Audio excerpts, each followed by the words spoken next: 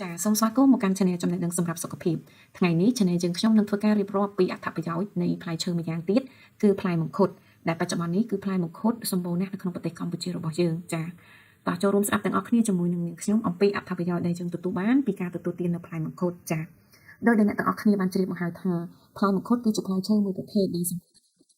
ទៅដោយសារជាតិរ៉ែចិញ្ចឹមដូចជាម៉ាញ៉េស្យូមដែលសារធាតុសីនិងប៉ូតាស្យូមហើយនឹងមានផ្ទុកនូវវីតាមីនផងដែររួមមានវីតាមីន B, C និង E ជាដើមចាអត្ថប្រយោជន៍ទាំង13យ៉ាងដែលទទួលបានពីការទទួលទានផ្លែមង្ឃុតរួមមានចាអត្ថប្រយោជន៍ទី1ជាតិកសិស័យដែលមាននៅក្នុងផ្លែមង្ឃុតអាចជួយទប់ស្កាត់មិនឲ្យអ្នកទទួលទានប្រឈមនឹងជំងឺធាត់និងលើសទម្ងន់ចាចំណុចទី2គឺជួយចូលគ្រឿងក្នុងសារពាង្គកាយឲ្យល្អឡើងវិញរួមទាំងប្រឆាំងនឹងវីរុសនិងបាក់តេរីមួយចំនួនដែលជាជំងឺគ្រុនក្តៅនិងប្រសាយធម្មតាជាដើមចាចំណុចទី3បង្កើនកោសិកាឈាមក្រហមនិងជួយការពារកុំឲ្យកើតជំងឺខ្វះឈាមធ្វើឲ្យឈាមរត់បានស្រួលជួយទប់ស្កាត់បញ្ហាប្រឈមនឹងជំងឺកាំបេះដូងការកើនឡើងជាតិខ្លាញ់និងការឈឺចុកចាប់ត្រង់ទ្រូងជាដើមចាចំណុចទី4កាត់បន្ថយជាតិខ្លាញ់ក្នុងរាងកាយចាចំណុចទី5ជួយទប់ស្កាត់បញ្ហាប្រឈមនឹងរបេងនិងជំងឺឆ្លងផ្សេងៗប្រឆាំងនឹងបាក់តេរីជាច្រើនប្រភេទហើយវាក៏អាចជួយឲ្យប្រព័ន្ធភាពស៊ាំក្នុងរាងកាយខ្លាំងក្លាចា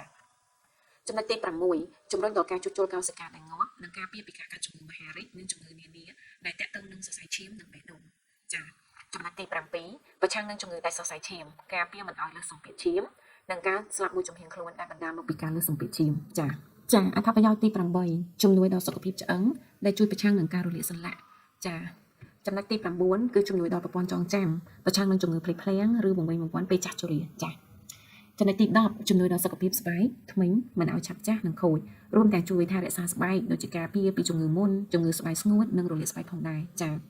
ចំណុចទី11ប្រឆាំងនឹងរ៉ាឌីកាល់ដែលធ្វើឲ្យមនុស្សមានអារម្មណ៍តានតឹងចាចំណុចទី12ជួយសម្រួលកម្រិតអង្គបដិបកជួយការពាររាងកាយឲ្យមានតុល្យភាពធ្វើឲ្យបន្ថយអាការៈពាក់ព័ន្ធនឹងប្រតិកម្មបដិបកខ្លួនឯងនិងការរលាកដូចជាខ្សោយថ្លើមខ្សោយតម្រងនោមទឹកនោមផ្អែមរលាកសន្លាក់លើសឈាមជំងឺក្រពេញទីរោគអ៊ីបចំណុចចុងក្រោយគឺចំណុចទី13มันគឺផ្ទុកនូវសារធាតុមានប្រសិទ្ធភាពនិងមានសុវត្ថិភាពខ្ពស់គឺសារធាតុ GM1 ដែលគេអាចយកទៅប្រើធ្វើជាសមាសធាតុផ្សំក្នុងគ្រឿងសម្អាងចាសម្រាប់អ្នកដែលមានបញ្ហាសុខភាពស្បែករ៉ាំរ៉ៃដោយសារមុននឹងបាតុកម្មចាតែទោះជាយ៉ាងណាក៏ដោយយើងទាំងអស់គ្នាក៏គួរតែកត់ចំណាំផងដែរថាទោះបីជាផ្លែមង្ឃុតផ្ដល់នូវអត្ថប្រយោជន៍យ៉ាងច្រើនចំពោះសុខភាពរបស់យើងក៏ប៉ុន្តែ